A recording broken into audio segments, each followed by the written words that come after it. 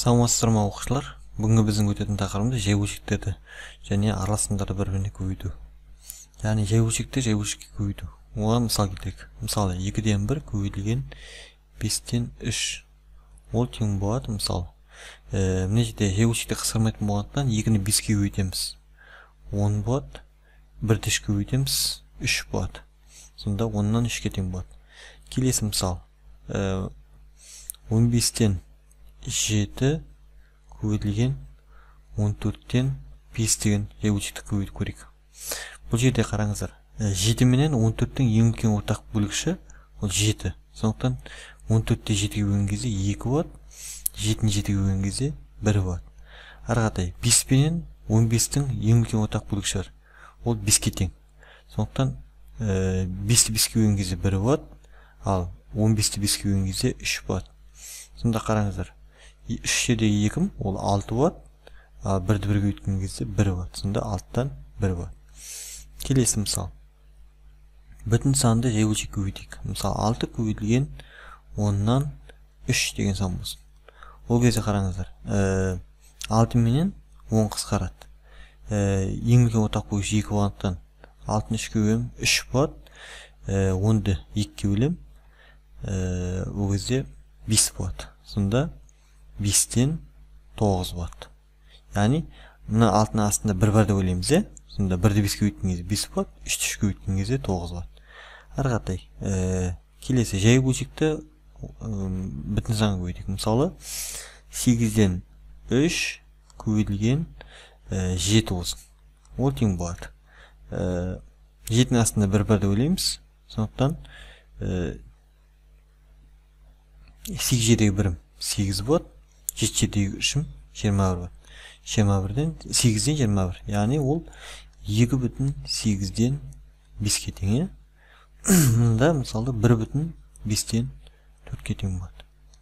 Келесі 4-ші мысал бұлай болсын.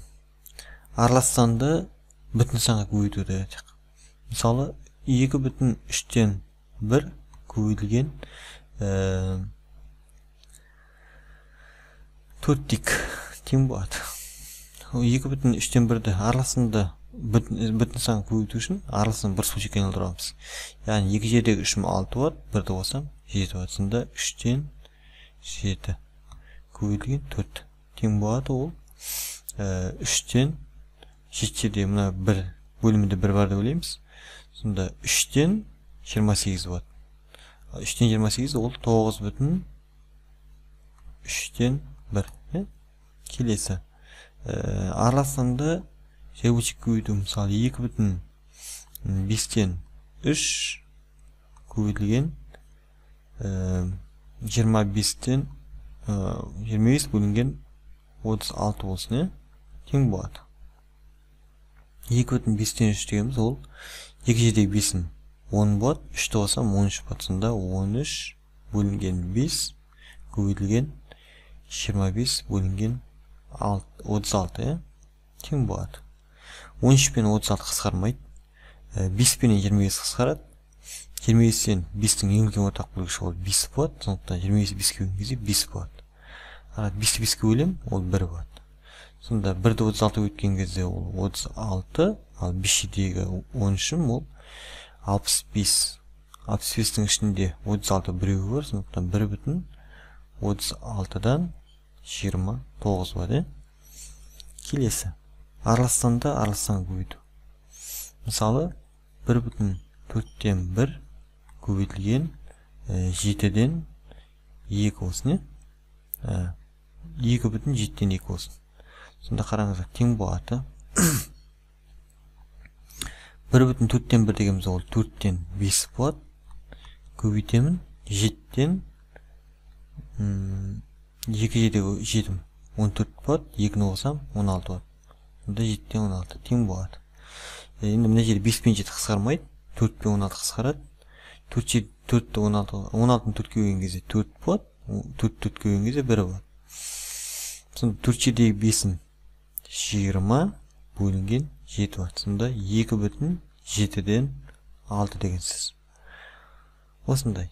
Тағы да бір мысал келтірейік. Мысалы 1,8-ден 3 көбейтілген 22-ден 16 декен тең болады. 1,8-ден 3-ті бұл сөзшекке айналдырамын, ол 8-ден 11 болады. Көбейтілген 22-ден 16 тең болады. 8 бенен 16-ның ең үлкен ортақ бөлгіші болды 8, сондықтан 16-ның 8-ге бөлген кезде 2 болады. 8-8-ге бөліп 1 болады. 22 мен 11, 2 11-ге қысарады, мұнда 1-ден кет, мұнда 2-ден кет. Тең болады. Қараңыздар. 1-ден көбейтем 2 болады, 1-ден көбейтем 2 болады. 2-ден 2 ол 1-ге тең болады. Яғни қысарып кетеді.